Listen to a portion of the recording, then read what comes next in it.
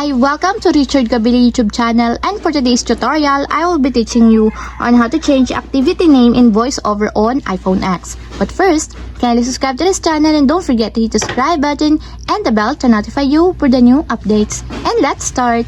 Using your iPhone X, from your home screen first, go to Settings. Then in the Settings, scroll down and find the Accessibility, then tap. Then in the Accessibility, go to Vision section and then tap the voiceover. Then after that, in the voiceover, scroll down and then tap the activities. Then in the activities, tap the activity that you want to change the activity name.